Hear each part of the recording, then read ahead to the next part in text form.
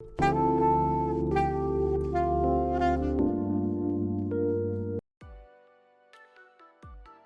28, born and raised in Adelaide.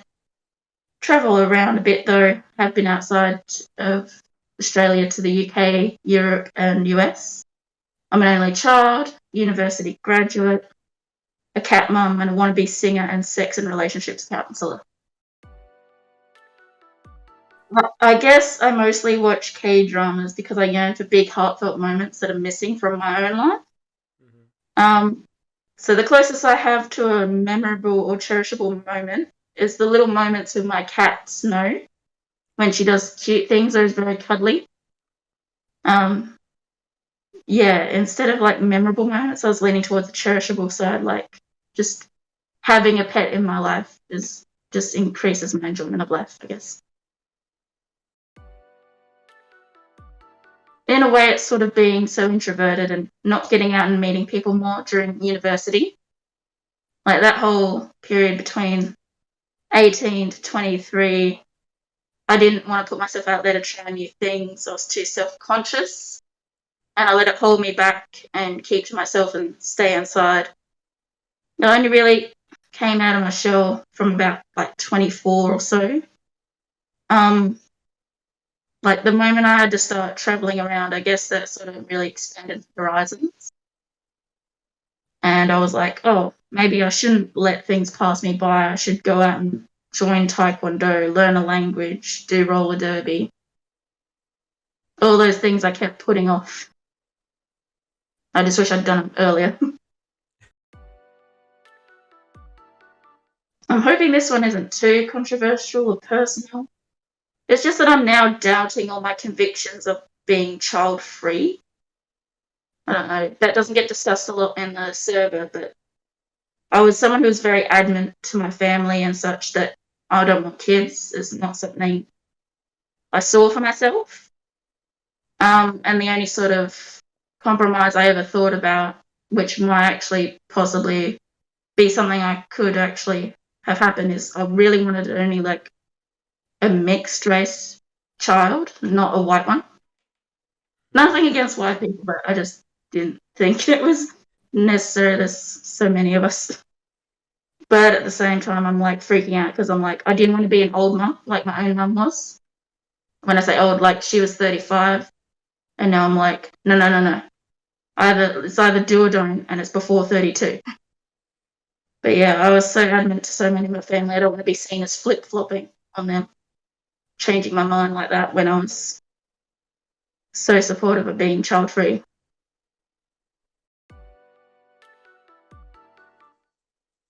A major one, and it's related to those regrets I mentioned earlier, is connecting with others, just generally being very socially awkward. And when I was young, I thought it was, oh, because I'm only a child, I haven't learnt how to interact with others properly. But as time went on, I'm like, hang on a second. It's more than that. Maybe I could be slightly neurodivergent, or I'm just not lining up with how society expects women to socialize with each other. And I just have that like emotional distance that maybe is more accepted with men or something, where you just want like that camaraderie rather than like in-depth closeness with friends.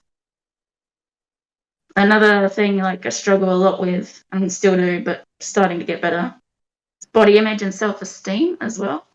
Mm-hmm.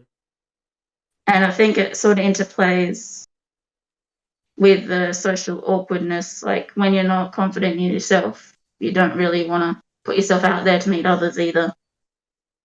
But it was like before it was my weight, it was even just my appearance on its own. Like when I was young, I was bullied for like dry, wrinkled skin on my hands because I had like skin conditions like eczema, dermatitis, and you can't see with the mask, but there's like a mole in the corner of my mouth.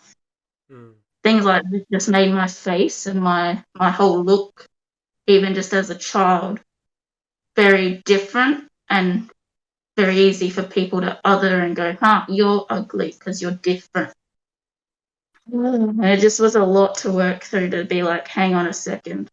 A, it's because they're children, and B, other people who have unique features get by just fine. Why am I letting it continue to be a struggle for me? But also, because I couldn't get past that, at some point, like, it became not just body image about overall look and feeling ugly. It became so, like, my mum had always struggled with her own weight, and so they always say, like, especially studying psychology, anytime there was any units around body image, and they were like, yeah, people, when they grow up, if their family are concerned about their own image, the kids get the same issues. And I'm like, yeah, they do.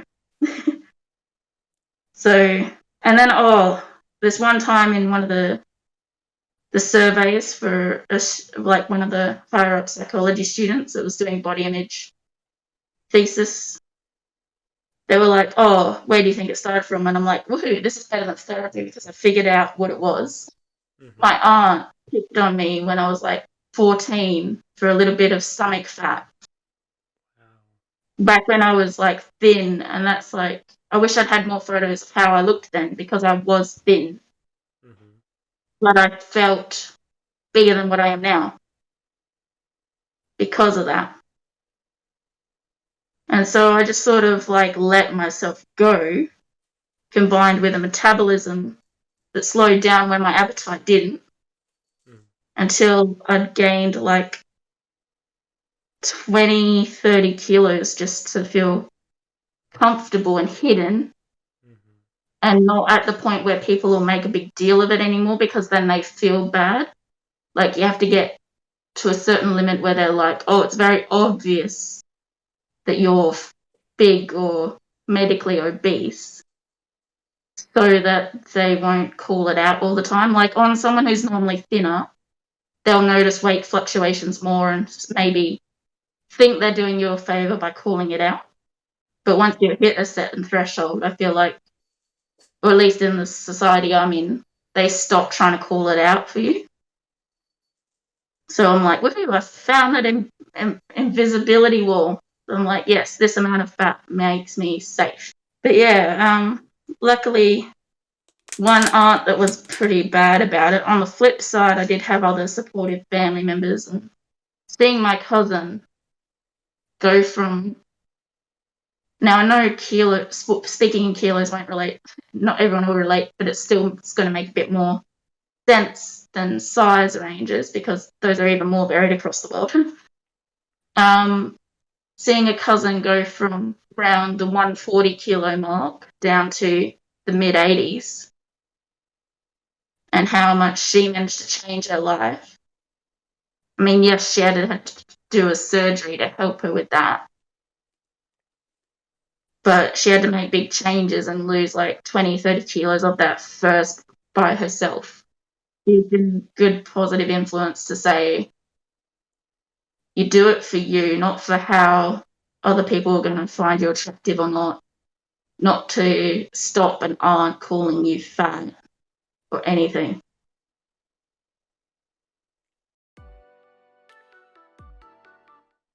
I'll start with the more recent one, is being able to rent or like live alone. Especially after part of my whole staying in and not really meeting people was also, I felt really like I was one of those like failure to launch cases where, even though it's normal in Australia to not move out of home for university, and all I ever see on American shows and that is, they go to college and they go away. But even then, I could see people around me, like friends from my school, family, etc., during university, really starting to thrive and get out there, and I was just at home, not doing anything fun, and just making it through uni. So eventually, once I'd done a double degree, I was like, okay, get a job, get out of home, live on your own. And I was out in like share houses for a couple of years. And I was like, oh God, why do people share house? Why do they want to do that? it's so difficult to live with other people, whether you know them or they're close friends. I think it's worse when they're close friends, though. I lost a friend over it. And then, just by chance, even with the rental market going crazy earlier this year, I managed to be offered a place all to myself that I could have the cat. And I was like, it's like winning the rental lottery. I'm like, hang on, I've got a big space. I've got a whole separate room to work from home, and then a spare for guests or for my overflow of my wardrobe. And just being able to like learn how to manage and budget for bills and have all my furniture and everything set up is something that I didn't feel ready for at 18 or 20, even though I desperately wanted to be one of those people out there doing that at that point in my life. But yeah, I'm just proud that I got there eventually. The second one is just like saving and being able to reward myself for graduating uni with my big USA trip that I did in 2016. I've probably been to more US states than some of the people who live there. I've been to 26 of the 52 states. Not that I can remember to name them all. And some of them it was like just in passing, like our bus came through and stopped there, had lunch and moved on. It was one of those like big, like not quite a youth tour, but a travel group aimed at young adults like 18 to 35. And again, mostly Australians. So there's like a group of us that are still in touch with each other across like all around Australia. Mm-hmm.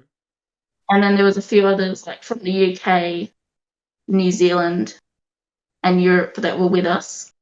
It was just like this mix of 50 Aussies and Brits going from New York down the East Coast, across the South, and then over to Los Angeles.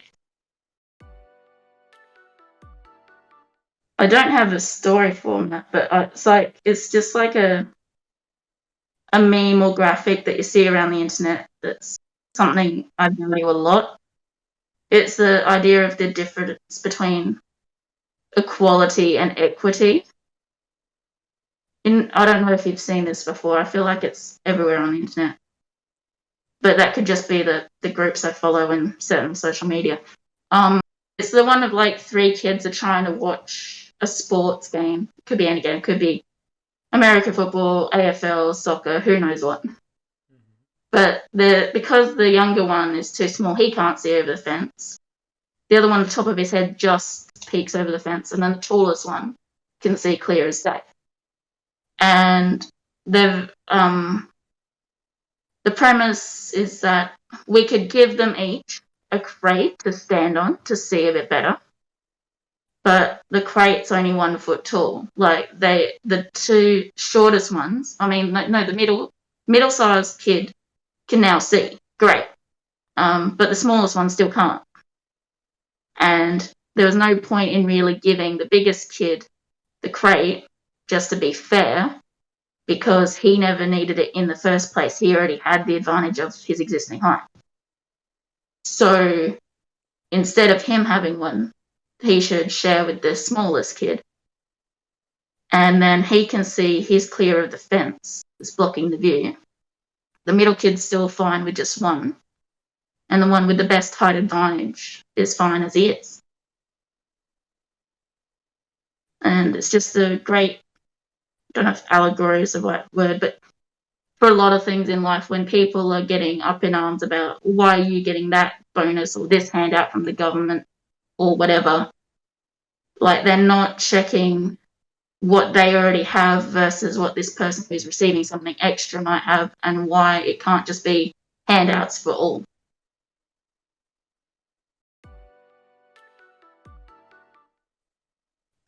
I always hate looking to the future. I've never been one for like 5-year plans or anything, because I'm always like, I'm willing to have the flexibility to see where my choices take me and see what happens. Because as I said, with my resolve to sort of be child-free, and another resolve I am still on the fence about or starting to doubt is to be a singleton forever and only have like casual relationships and not want to be a part of monogamy and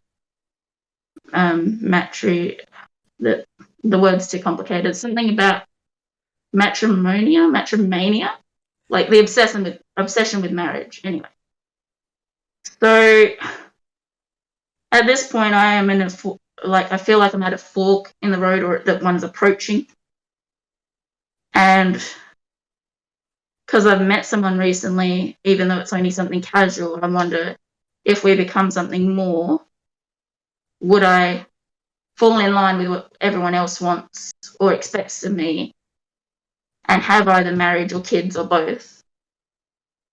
Or do I want to continue carving my own path like I have been and then pursue a graduate certificate in counselling or going over to Perth and studying sexology?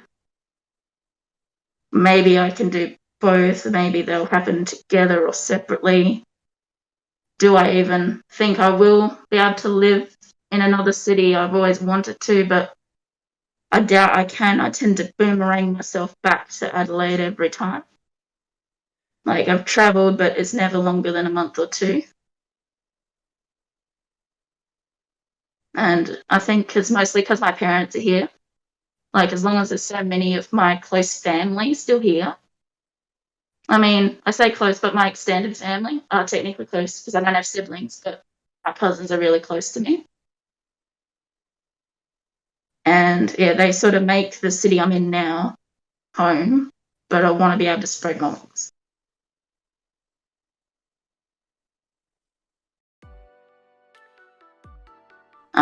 There was this one part of a thread that I kept thinking, oh, I'm going to chime in and put my input, but I never got to it. It was like one of those ones that they were asking personal advice or dating advice, just as a possible future relationship therapist and near lifelong singleton so far. I guess my advice to anyone in those threads who's asking, oh, how do I meet someone? How do I get a girlfriend? Is they need to instead maybe try and make peace with being alone and distinguishing it from loneliness to take the pressure off of trying to find a significant other. Because as soon as you put pressure on yourself to try and meet someone, it sort of radiates off of you and people will sense that and avoid you. I mean, not that I feel like you can go too far the other way. If you go too far to say, oh, I don't care if I meet someone, then that also radiates a vibe that you're not ready to meet someone. It's just finding that middle ground. If anyone's found it, please let me know. But I feel like it's just more peaceful if you just swing too far the other way and you're completely fine by yourself. It'll make getting back to that middle ground easier.